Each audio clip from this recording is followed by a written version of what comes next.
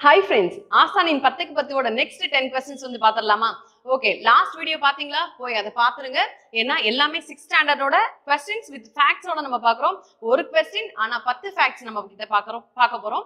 அப்போ இன்னைக்கு அதே வழியில வந்து next ஒரு 10 questions வந்து பாத்திரலாம். Okay, சரி. ஃபர்ஸ்ட் क्वेश्चन பாருங்க. உப பாண்டவம் கதா விலாசம் ஆகிய நூல்களை எழுதியவர் யார் அப்படின்னு கேட்டிருக்காங்க. நூல்கள் தொடர்பான ஒரு क्वेश्चन. கீழ நூல்வெளி பாத்திரலாம். எஸ் ராமகிருஷ்ணன் தற்கால தமிழ் எழுத்தாளர்கள் குறிப்பிடத்தக்கவர். நாவல்கள், சிறுகதைகள், கட்டுரை தொகுப்புகள், சிறுவர் இலக்கியங்கள் என இவருடைய படைப்புகள் நீள்கின்றன.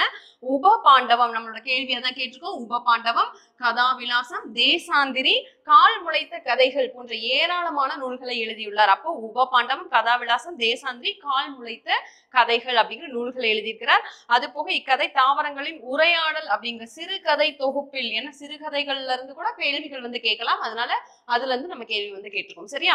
அப்போ சரியான விடை என்னது? எஸ் ராமகிருஷ்ணன். உப பாண்டவம், கதாவிலாசம் ஆகிய நூல்களை எழுதியவர் S Ramakrishnan. Okay, next question பார்க்கலாம். எல்லாமே 6th ஸ்டாண்டர்டோட இம்பார்ட்டன்ட் क्वेश्चंस. ஓகேவா? சரி, செகண்ட் வந்து நேரிய உள்ளம் இறங்கிடுமேல் இந்த நீர்நிலம் முற்றுமே ஆண்டிடலாம் என்ற பாடலை இயற்றியவர் யார் அப்படின்னு வந்து கேட்டுக்கிறாங்க. கீழே பாருங்க. நேரிய உள்ளம் இறங்கிடுமேல் இந்த நீர்நிலம் முற்றுமே ஆண்டிடலாம், பாரினில் மாறி பொழிந்திடவே, வயல் பக்குவமாவது அறிந்திலீரே அப்படின்னு வந்து லீரோ அப்படின்னு வந்து சொன்னது யாருன்னு பாத்தீங்கன்னா கவிமணி தேசிக விநாயகனார். சரியான விடை ஆன்சர் டி. இது வந்து லெசன் ஃபுல்லா இல்லாம பின்னால இருக்கக்கூடிய பாக்ஸ்ல வந்து இந்த பாடல் வரிகள் கொடுத்திருப்பாங்க. அதுல இருந்தும் கேள்விகள் நமக்கு கேட்கலாம். சரியா? ஏன்னா சிலபஸ்ல வந்து கவிமணி பத்தி ஒரு தனியாவே கவிமணின்னு கொடுத்திருப்பாங்க.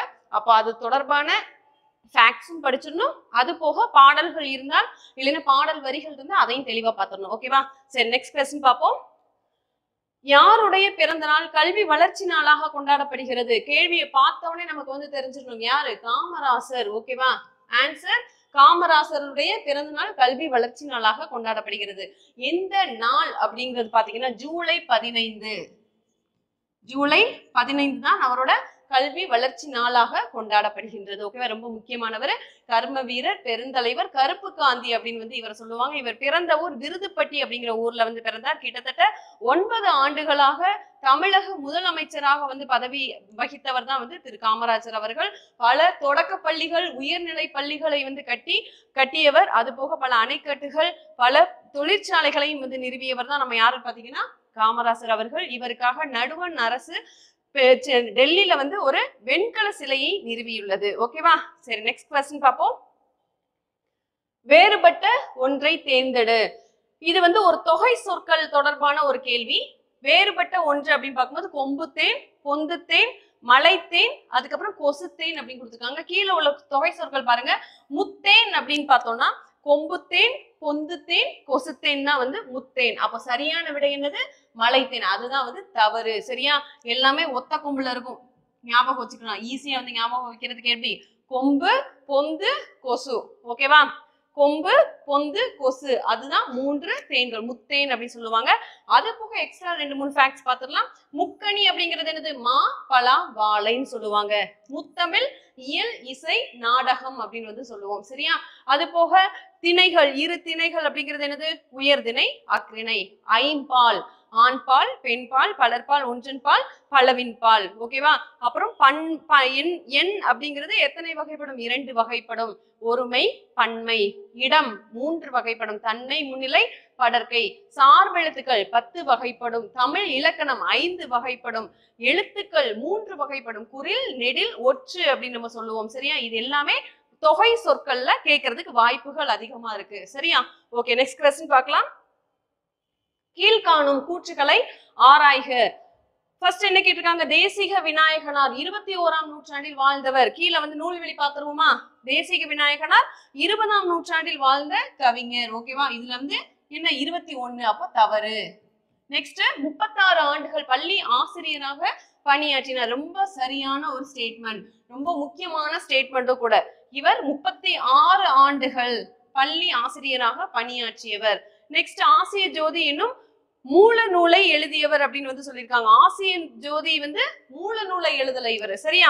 அப்போ லைட் ஆஃப் ஏஷியா அப்படிங்கிற நூலை தழுவி எழுதப்பட்டதுதான் வந்து இந்த தேசிக விநாயகனாரோட நூல்கள். சரியா? ஓகே, அப்போ இது வந்து தவறு.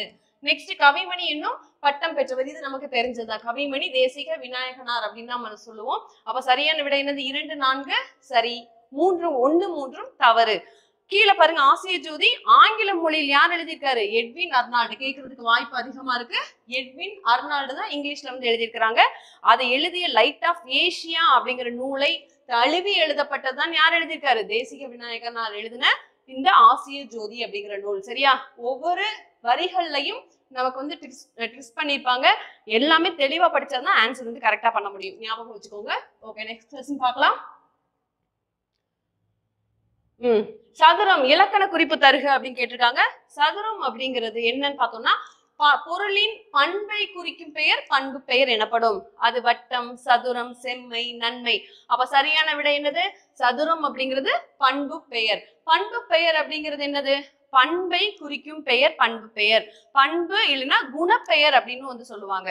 அந்த பண்பு பெயரும் வந்து எப்படி எல்லாம் வந்து கண்டுபிடிக்கலாம் அப்படின்னு பாத்தீங்கன்னா, குணத்தின் அடிப்படையில், நிறத்தின் அடிப்படையில், சுவையின் அடிப்படையில், அளவின் அடிப்படையில். சரியா? அப்ப நிறத்தின் அடிப்படையில் அப்படின்னா வெம்மை. ஓகேவா? குணத்தின் அடிப்படையில் நன்மை, குணம். அதுக்கடுத்து அளவின் அடிப்படையில் சதுரம். ஓகேவா?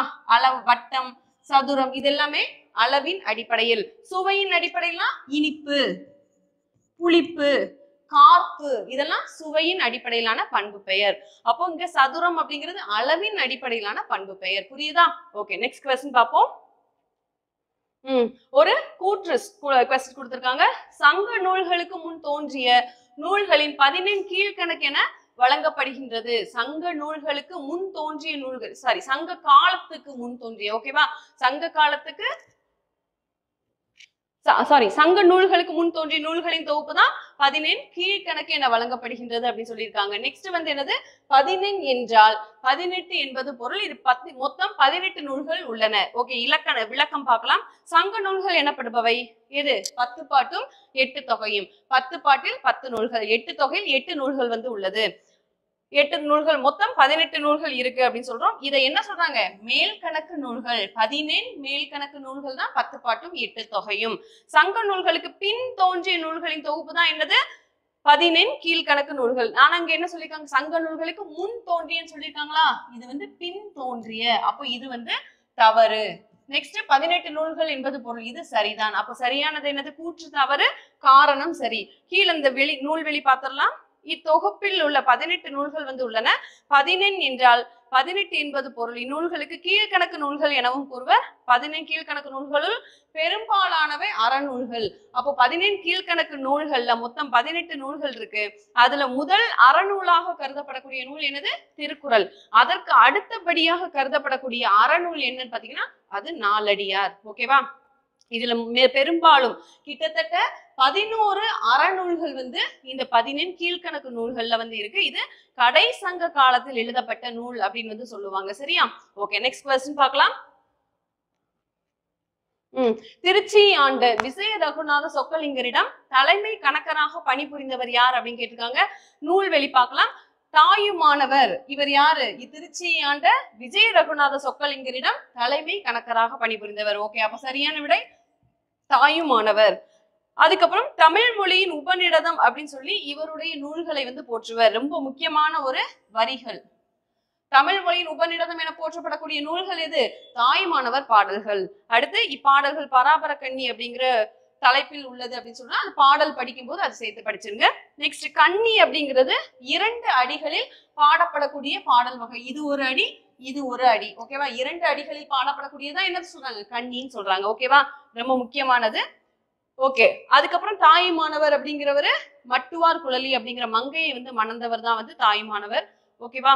இவர் தொடர்பான சில குறிப்பு. நெக்ஸ்ட் கொஸ்டின் பார்ப்போமா?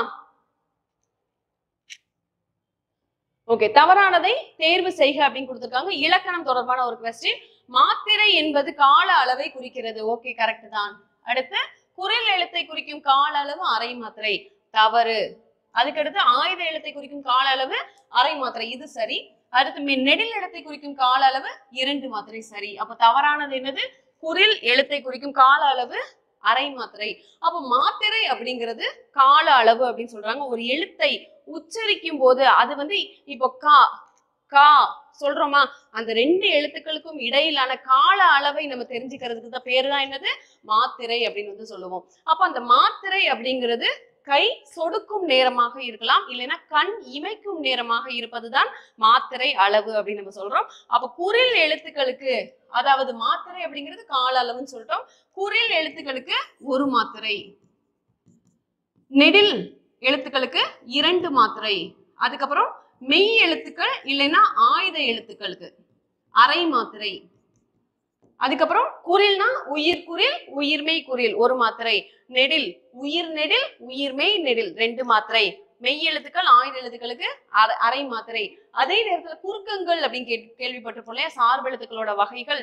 அந்த குறுக்கங்களுக்கும் மாத்திரை அளவுகள் 1 மாத்திரையிலிருந்து அரை மாத்திரையாக குறைந்து ஒலிக்கும். சரியா?